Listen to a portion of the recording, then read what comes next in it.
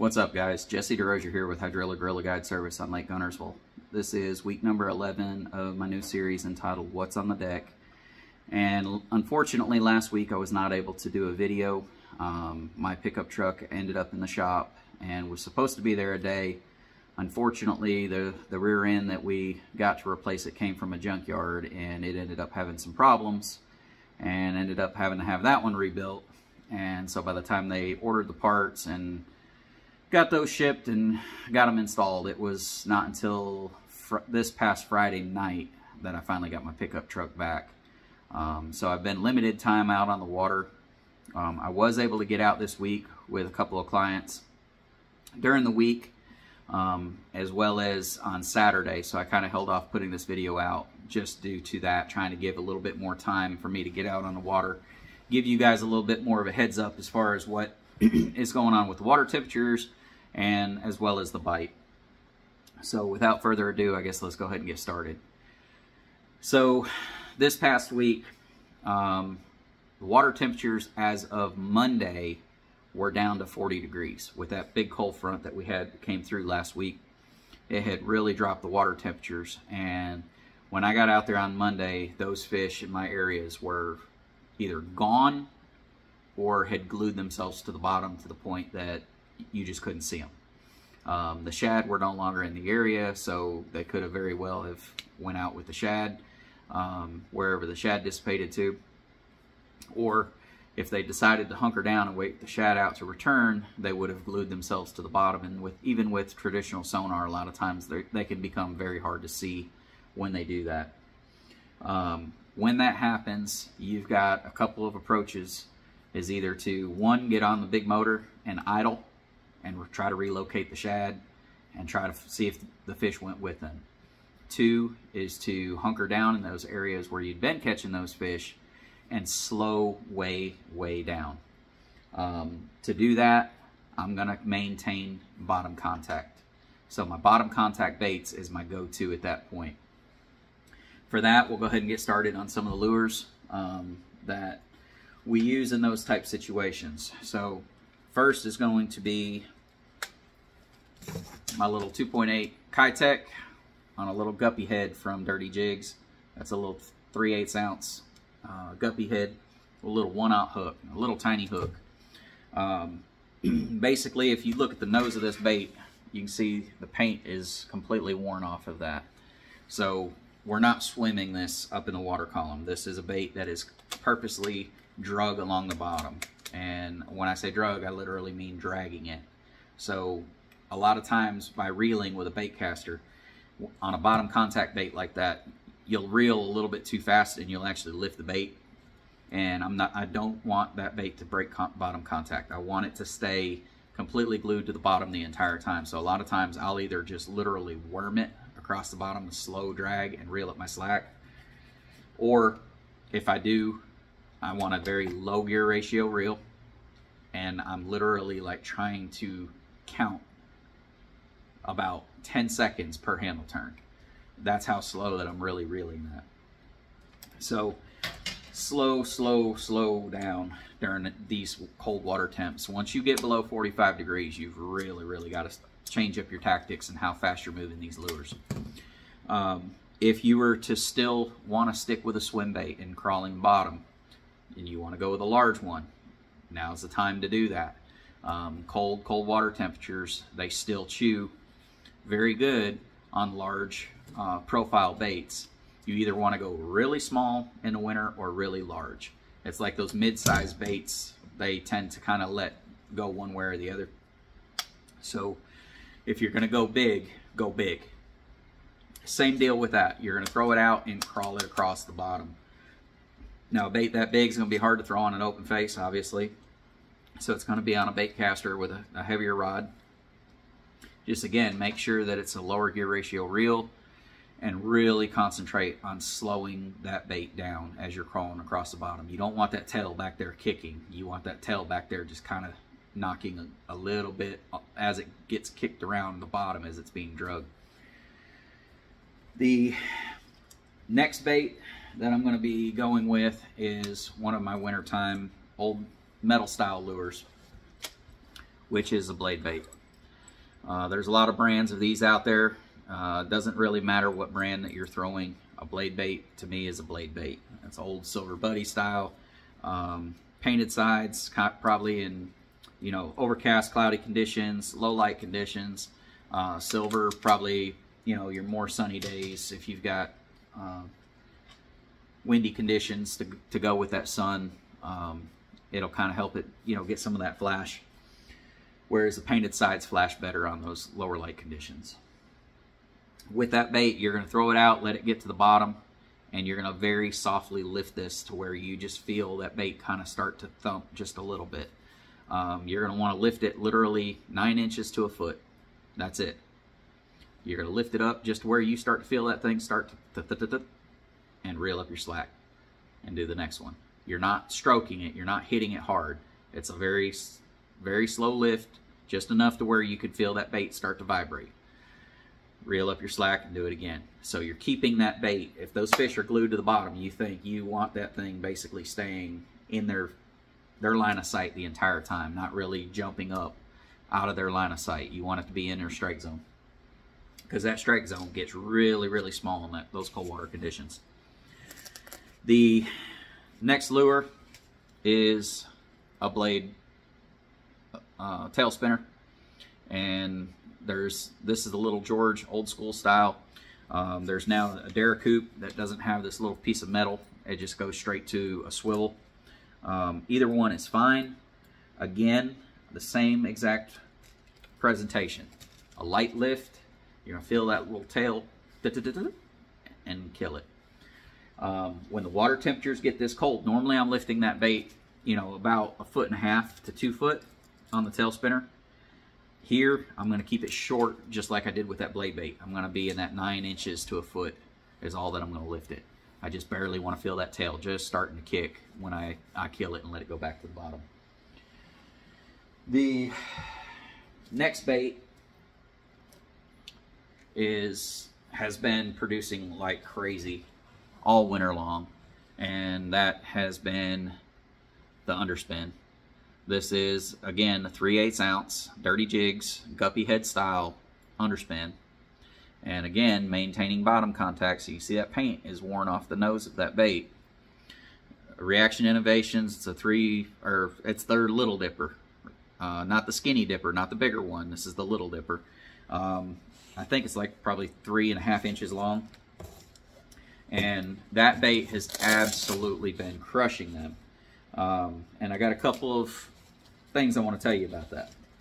So this past week, on Monday, I took my clients out and they were prepping for a tournament. So we were covering a lot of ground, doing a little fishing, but more so just kind of covering ground, going in, showing them where we had been catching our fish, kind of giving them a starting point as to where these groups of fish had been. So they could go in the remainder of the week and see if as the water warmed throughout the week, if these fish started to show back up, whether they had glued themselves to the bottom or had left with the shad, were they going to be back in there, you know, come tournament day? That being the case, they ended up going out and fishing on Tuesday on their own, and they caught a 936 and an 828 out of the areas that I had shown them. One of them, the 828, came on that Little Dirty Jigs underspin. So he may have been throwing a different brand, but regardless, it was an underspin presentation thrown in these same areas. The second lure that he did, which was a little bit of a change up from what we had talked about last week. Or the last video that I had done, I was talking about we had finally started throwing the little finesse jigs, actual jigs, throwing them up and around the trees and stuff like that. Well, he went into these areas, these flats where we had been catching these fish, and they had left, and he went in and he took a regular heavy 3/4 ounce football jig and was dragging it around very, very, very slowly. And ends up catching a 936 doing that. So again, a bottom contact bait during these cold water conditions, dragging it super slow will get you these bites. And right now with these cold water temperatures, that's a lot of times when these bigs really start to show themselves, and they did for him that day. So congrats to these guys, and turning around and putting a 9 and an 8 in the boat. Unfortunately, it was during practice, but still fun to catch. One of the other presentations that has remained really good this week has been a jig head minnow. That said, again, as I was mentioning, is going small, really small profile or larger profile. I had been throwing the 4.5, 5 inch, whatever it is, Crush City freeloader, and I upped this week to a 6 inch Producer Swimbaits pintail shad. And this thing absolutely has a phenomenal roll. This is their lavender shad color, and I love blues and purples in the wintertime. This thing has such a beautiful roll on that ducket head. That's a 3/16 ounce ducket sway head is what I've been using on all of my jig head minnow. But just the body roll on that thing is very, very good action. The fish seem to like it really well. I went out Saturday afternoon, as I had mentioned, after getting my truck back, and went through that around yesterday and ended up doing quite well in a very short period of time. Now, so that was story number one of them, my clients, going back into these areas during their practice and checking out these same areas and slowing down and putting to use these techniques and having really good results. Well, my good results was the week before, when I didn't have my pickup truck. I got out with a buddy of mine, and the shad were still in the area at this time. It was just before the cold front hit and the fish were chewing like crazy. And this was what I had left of my underspin. So I cut it off and saved it just so I could show you guys. And if you look at the head on that, I mean, it's torn. It's torn out from the hook, from the body. You can see the teeth marks all over the bait. They ripped the tail off. Now, what's important about this is two things. After I had the tail ripped off and this bait was torn like this, I proceeded to keep throwing it. And I caught 7 more fish on it in this condition. And how did it hold together? For one, well, the Avid Anglers glue, Avid Angler Solutions glue. Make sure, guys, you are gluing your baits on. If you don't want to be constantly replacing your soft plastics, it makes a difference. And a good quality glue that's made for fishing can definitely make the difference as to whether or not your plastics continue to hold up and you're able to keep fishing with them instead of constantly having to replace them. A drop of this versus having to replace one of these has a big cost difference. So take the time to put a drop of glue on a head, push that bait up there, hold it for 30 seconds, make sure that it's glued on there nice and tight and secure, and it will last you.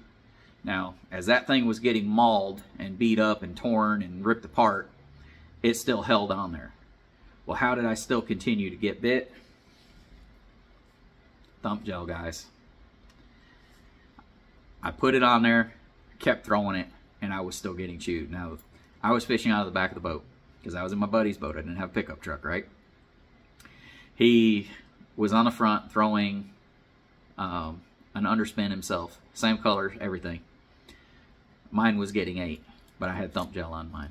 And you talk about a true comparison when I catch 7 fish, literally almost back-to-back throws with a bait that is just absolutely torn apart. The stuff works, guys. That is 2 things that I would highly recommend making sure that you have stocked in your boat. So if you don't have the glue, you can get it at Avid Anglers, AvidAnglerSolutions.com, or if you're here around Guntersville, I know they sell it at Waterfront, GTO, as well as Goose Pond now. Paul and Jenna have bought out Goose Pond, and it should be stocked there as well. So get your hands on that, as well as Thump Gel. So Thump Gel is stocked in all of those stores as well, and you can find them at their website as well for Thump Gel. They're on Facebook. You can find both those companies on Facebook as well. So that's been all of my open water type stuff that I've been doing. The one thing that I didn't mention yet for the open water, because I've also been using it in the shallows, has been a jerkbait. And yesterday I ended up catching some on a jerkbait as well. This one's a little bit shallower because the area that I was fishing actually had a little bit of grass that was adjacent to the flats where I had previously been catching them, the fish that were schooled up on the bait. The bait was moving over the grass, and the one that I was throwing, the Mega Bass Vision 110+1, was diving too deep, so I pulled out. This is the silent version of the 6 cents. It's a little shorty, but it dives about 4 feet, 4 maybe 5, and the tops of that grass was right at that that height. So I grabbed this one out and started jerking it around, and ended up catching a couple fish off of that. So if you're in a situation where the water temps have gotten down really, really cold, a jerkbait, stalling it and letting it sit with a light hit, you're not really wanting to pop it or twitch it a bunch of times real fast. A little softer hits, giving it pauses of longer periods of time. And you hear guys say up to 30 seconds. I don't do none of that. I will let it pause from 5 to 10 seconds. But now with live scope, you can see if you've got fish following you. If I'm not seeing any activity, even paying attention to the jerkbait, I'll kind of keep it moving at a decent pace. But keep in mind that these fish will come up out of the grass from places that you don't even know that there's a fish. So keep an eye on that. And if you're looking and you start to see them starting to come up to it, give it that long pause. Let them come up. They'll come right up to it and kind of study it. Give it a very soft little hit. Let it sit. They'll move up on it again. Another little soft 1 or 2 hits. They'll move up on it again. You'll be surprised. You'll go from 1 fish to 4 or 5 fish up and around it. And a lot of times what will happen is you've got all these fish grouped up and around it. You'll have one from behind or from below that will just shoot up and kind of shoot past all the rest of them and come up and grab the bait. So this is information that we never got to know exactly what was going on underneath the water, but now with live sonar we can see exactly how these fish react to those long pauses and what actually happens to make these fish commit. A lot of times it's not the ones that are nosed right up on your bait. It's Joe coming from behind, coming up to smoke it. So keep that in mind.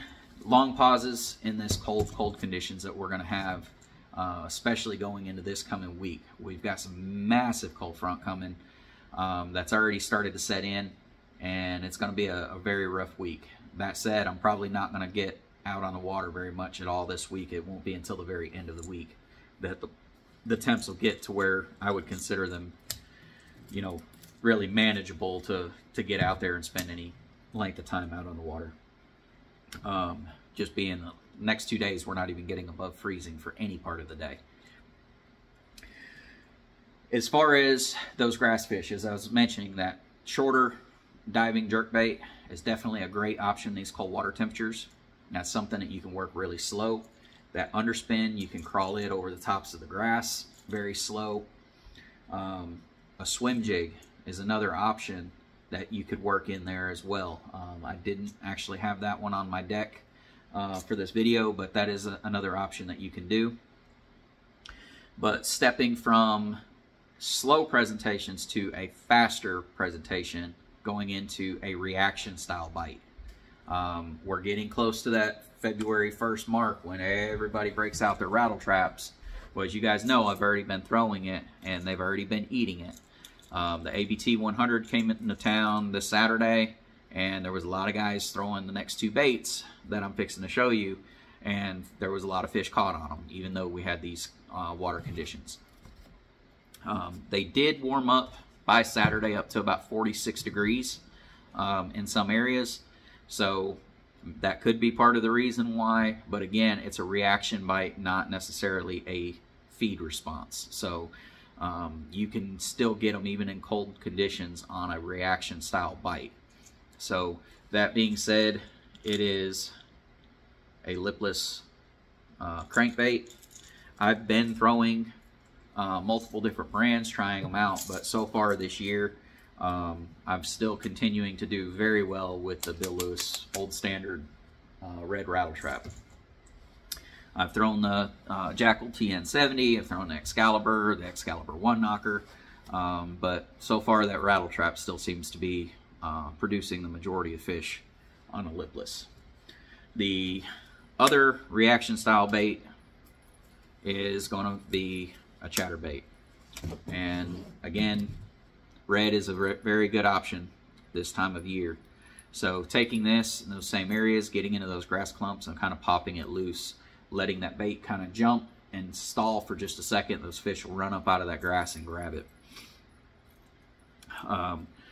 This is a hand-tied skirt that I did based off of the Excalibur Royal Red, I'm sorry.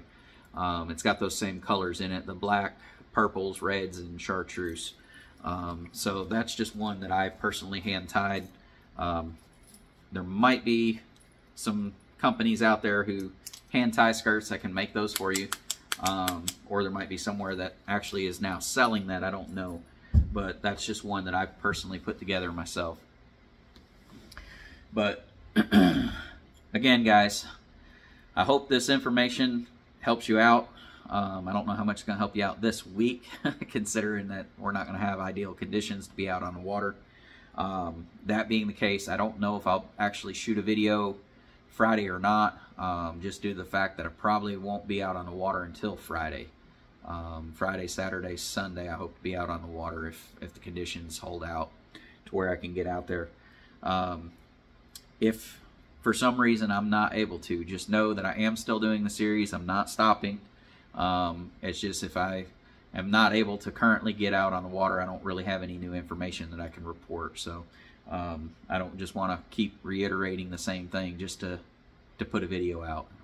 My goal here is to put information out there that you guys can use to your benefit when you actually head to the lake. But that said, I guess now I can take that trailer off and throw it away. I've been saving that just so that I can show that to you guys, the results of what happened last week. But anyway, I hope that this information helps you guys out, and you guys have a great night, and we'll see you hopefully next week. Y'all have a good night.